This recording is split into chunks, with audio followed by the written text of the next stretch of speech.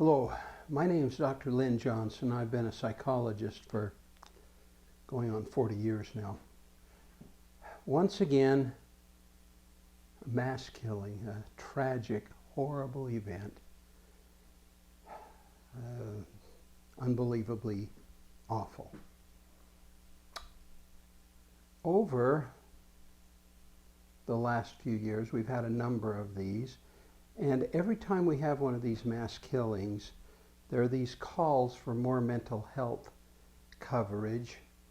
And finally I decided, look, I'm going to put my idea in on this, and I'm going to offer you some ideas based on my reading of the actual science about mass killings. All right, so every time we have these, big call, more mental health services, more mental health services. Look, I'm a psychologist. I'd love to have more mental health service. We're way underfunded in that area. We do, head shrinkers, psychologists, social workers, do a really good job. Psychiatrists used to do a really good job. Frankly, they've abandoned psychotherapy as an intervention. They've leaned entirely on medication. They would also say, yeah, Lynn, we want more mental health services. But the trouble is, when it comes to these horrible mass killing events, more mental health will not do anything about that. And there's a reason for that. And that is, mental illness is not related particularly well to dangerousness. It's very, very poorly related. I'll tell you an ugly secret. Shrinks cannot predict dangerous behavior. We're terrible at it. The psychiatrists can't do it. Psychologists can't do it. I'm not aware of any study that shows that we can do any kind of a decent job. Now, if you're going to say more mental health services would prevent these events, then no. Most of the people that do these are not in the mental health system.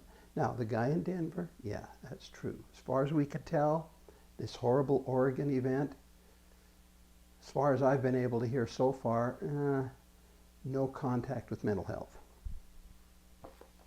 Look, I want you to think about this. If I can get my...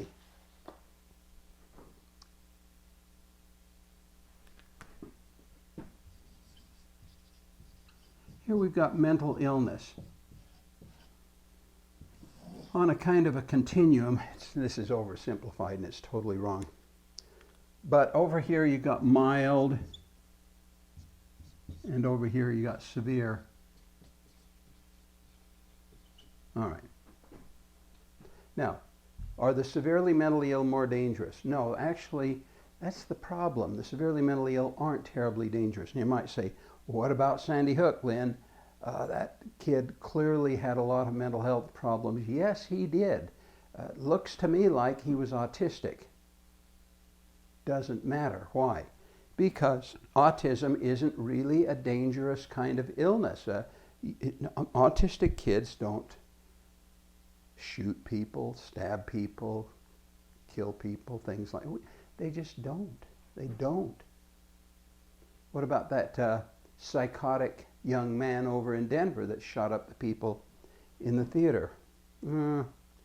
Again, yeah, clearly he looks pretty psychotic to me. There's no question over here on the severely. But I have no fear of working with severely mentally ill people. All right. Now here's the dirty secret that nobody wants to talk about.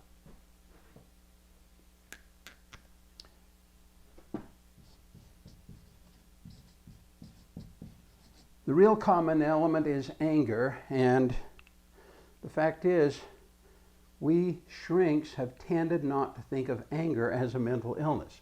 So you could get anybody along this spectrum, high or low on anger.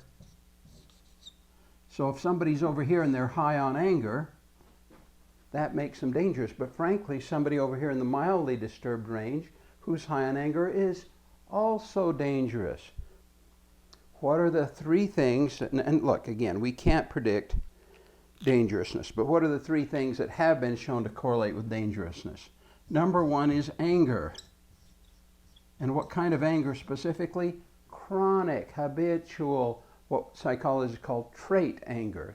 That they have anger as a trait, not a state. State anger, somebody cuts you off in traffic. You're really angry. Well, how long does it take you to bounce back from that? Are you going to be angry the rest of the day, or are you going to be angry for a few minutes and go, oh, the poor guy must be in a terrible hurry to be so rude? Just all depends. Some people bounce back quickly from anger. I don't know if the Dalai Lama gets angry. I don't know if Pope Francis gets angry. I don't know about these very spiritual people. Maybe, maybe not. I will bet you that they bounce back quickly. Other people keep it as a chronic condition, and we call it is they ruminate on it. They think about it and think about it and think about it. Okay.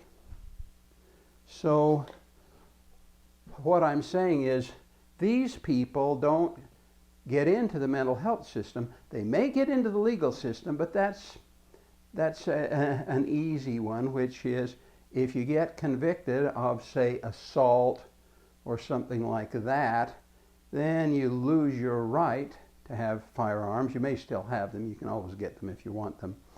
And the trouble with anger is angry people are not reflective. Angry people are not thoughtful. Angry people are not mindful.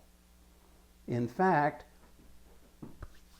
the purpose of anger is to get rid of all that thoughtfulness, all that mindfulness, all that pondering, and act very, very quickly. Now, 20,000 years ago, that was gangbusters. That was an amazing, important, useful experience. All right, that's 20,000 years ago. So, those horrible people in that tribe up the river, oh, they're coming to get us, and they're going to steal our food and take away our women and children, and we're going to get those dirty dogs. And that anger was very, very helpful. Okay. Now, it stopped working maybe 10,000 years ago. Why? Because we developed agriculture, and instead of sailing down the river and robbing people of what you needed, you could just trade with them. And so we had what? Civilization. So in civilization, anger is really a bad idea. But what anger does is it gets you involved in how can I kill this person? How can I get rid of them? How can I eliminate them? And that's what chronic anger does. The other thing you hear a lot about is gun control. Very problematic, very problematic. President Obama, to the contrary notwithstanding, actually, in this country, gun control has a really poor track record. And, for example, New York, Chicago, Washington, D.C., these are places with very strict gun laws, and the murder rate is far, far higher than, say, Salt Lake City, where I live, where, you know, I don't know, I suppose I could wear a pistol to work if I wanted. I think it'd freak people out, but we don't have any particular kind of limit on that sort of thing, and we have a much lower rate of dangerousness.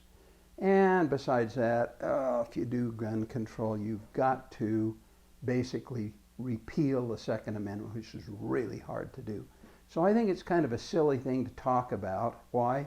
Because let's do something with this. And I don't think the government can do very much around this. I think it comes down to families, churches, schools. Okay?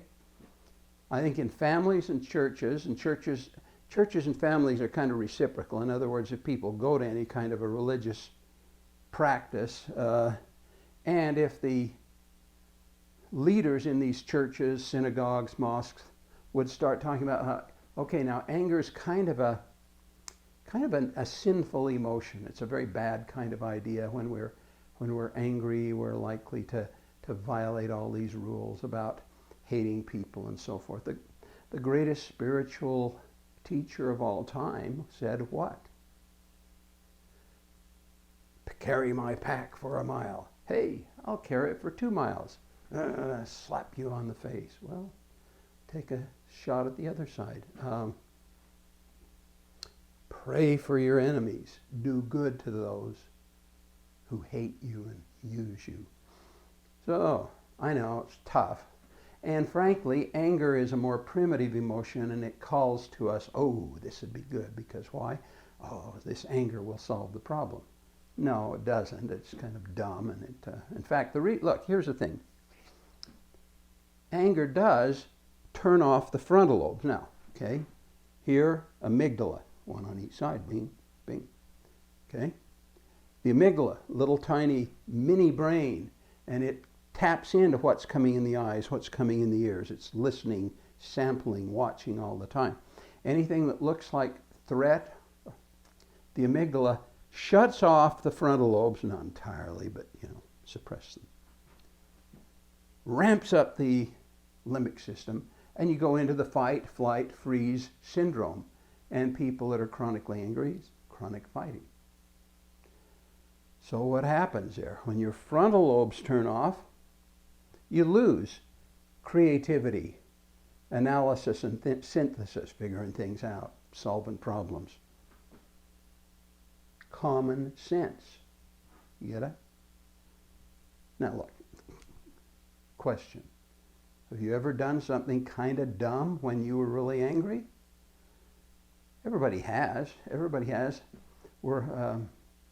Chesterton once said, we're on the same small boat in the midst of a stormy sea. We owe each other a terrible loyalty. Well, we do each other a loyalty. Why? Because we're all in the same boat.